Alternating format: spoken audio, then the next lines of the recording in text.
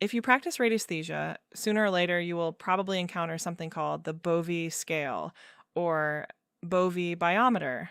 It is one of the most recognizable tools used with a pendulum because it attempts to answer a very interesting question. What is the energetic quality of this person, food, object, or place?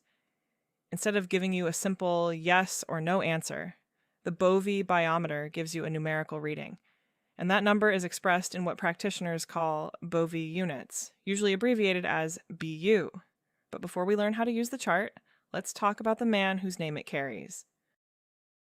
The Bovis scale is named after Justin Antoine Alfred Bovis, often referred to as André Bovis in radiesthesia literature. He was a French radiesthetist from Nice who lived from 1871 to 1947. Bovis became particularly interested in what he considered the energetic or vital quality of substances, especially food. The basic idea behind his work was that two objects that may look physically similar could have very different levels of vitality. Think about an apple. An apple that has just been picked from a healthy tree may have one energetic reading. The same apple, several days or weeks later, may produce a different reading. Bovis wanted a way of expressing this difference numerically instead of simply saying, "This feels energetic," or "This feels weak." So he developed a graduated scale that could be used together with radiesthesia. The original scale commonly associated with Bovis extended to approximately 10,000 units. Over time, practitioners expanded the system considerably, and today you can find Bovis charts reaching 18,000, 36,000, 100,000, and sometimes far beyond that. But the basic principle remains the same. You are using the pendulum to determine a numerical value representing the perceived energetic quality of the target. The Bovis biometer is actually a very simple tool. It can appear as a straight ruler, a semicircular chart, or a more elaborate radiesthesia graph. Across the scale, you will see numbers representing Bovis units. For example, 0, 1,000, 2,000, 3,000, like all the way through 10,000 or whatever maximum value that particular chart uses. You then use your pendulum to identify the value associated with whatever you are testing. And one of the useful things about this system is its versatility. You can investigate the energetic quality of food, water, plants, crystals, objects, rooms, houses, land, and many other targets. You can also use a witness when the target is not physically in front of you. Some older Bovis biometers use angstroms, written with this symbol, instead of Bovis units. This comes from an older radiesthesia tradition that related the numerical scale to wavelength terminology. For example, you may find a chart where the reference point is marked around 6,500 angstroms instead of 6,500 Bovis units. Modern radiesthesia charts usually simplify this and express the reading simply as Bovis units or BU. So if you own an older chart like this one, don't be confused by the different terminology. In practice, you will often see the same numerical range presented using different labels. Now that we understand the numbers we may encounter on different Bovis charts, let's look at how practitioners interpret the scale. Now, let's look at how Bovis readings are generally interpreted by practitioners. There are different versions of the Bovis scale, so these numbers should be treated as guidelines rather than rigid boundaries. But a commonly used interpretation looks something like this. From 0 to approximately 3,500 Bovis units. This is generally considered a low energetic reading. Practitioners may describe something in this range as depleted, energetically weak, or potentially draining. The farther the reading moves towards 0, the lower the perceived vitality. From approximately 3,500 to 6,500 Bovis units. This represents a transitional range. The energetic quality is increasing, but the target would generally not yet be considered vitalizing. Some charts place a reading of 4,900 as the frequency of someone with cancer, and 5,500 as someone with tuberculosis. Around 6,500 Bovi units is commonly used as an approximate neutral or biological reference point. This is the frequency of most people without any serious disease. You may also encounter charts that place this reference closer to 7,000 Bovi units. Radiesthesia charts have evolved over time, and different schools use slightly different reference values. What matters most is understanding the system used by the chart you are working with.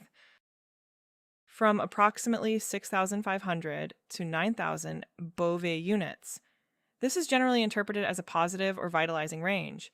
The target is considered to have relatively good energetic vitality. Foods, water, natural objects, or environments that practitioners consider energetically supportive are often expected to fall somewhere in this area or above it. Above 9,000 Bovi units. Now we enter what many practitioners describe as a high vibration range. Readings in this area are not common and are frequently associated with highly vitalized objects, energetically clean environments, natural power spots, spiritual locations, or sacred spaces.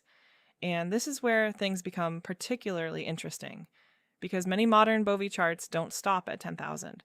They continue much higher, so if your pendulum keeps indicating that the correct value is beyond the maximum of your chart, you may simply need to move to a chart with a larger range.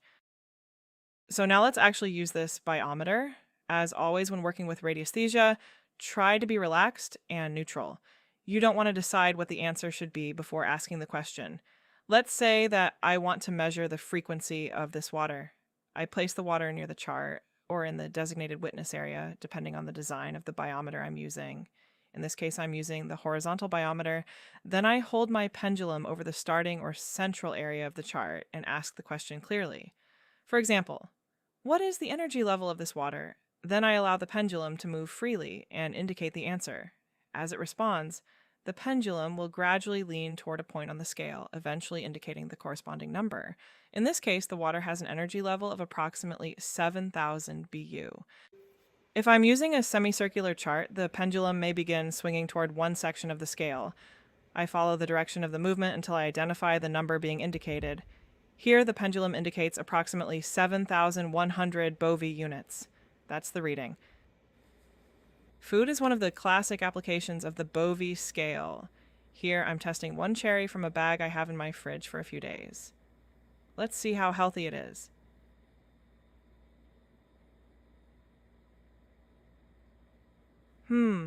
That is not a good reading. Below 6,000. There could be several reasons for this lower reading. The fruit lost its vitality because has been sitting in the refrigerator for several days, or perhaps it was treated with chemicals or preservatives designed to keep it looking fresh for longer. So I decided to run a little experiment. I placed the cherry on a graph I believe will improve its vitality. Using the time chart, I found that it will take 4 hours to take the cherry to a vitality of at least 6,500 BU. Will the reading actually change? See the results of this experiment at the end of this video.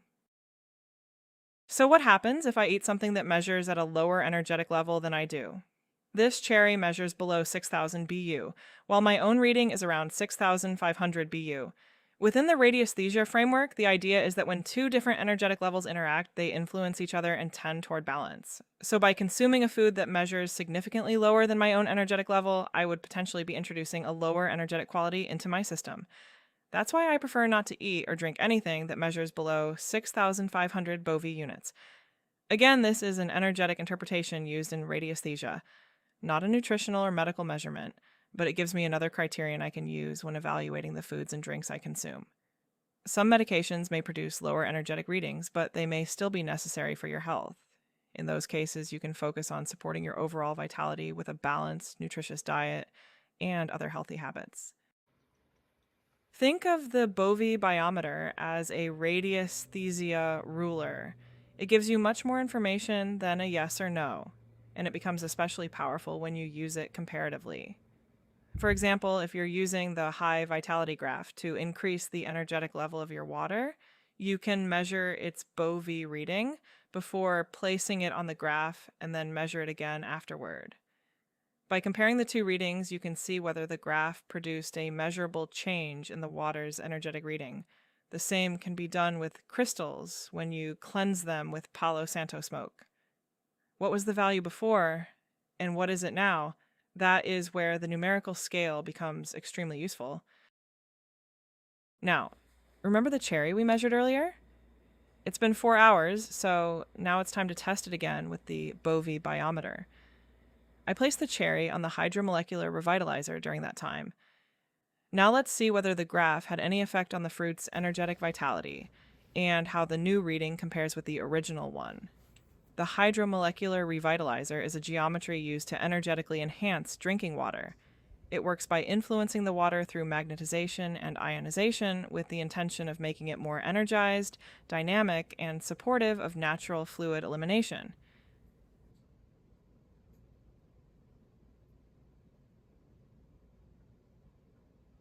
Wow, I'm impressed. The reading is 7,000 BU. It went above what I expected. The Bovis Biometer is one of the classic tools of radiesthesia. If you're beginning to experiment with it, start with simple physical objects that you can test repeatedly. Water, fruit, and crystals are excellent. And if you already use the Bovis Biometer, tell me in the comments, what do you normally measure with it? I'd love to know how you're using this tool in your own practice. If you enjoyed this video, give it a like, subscribe, and I'll see you in the next video. Thanks for watching.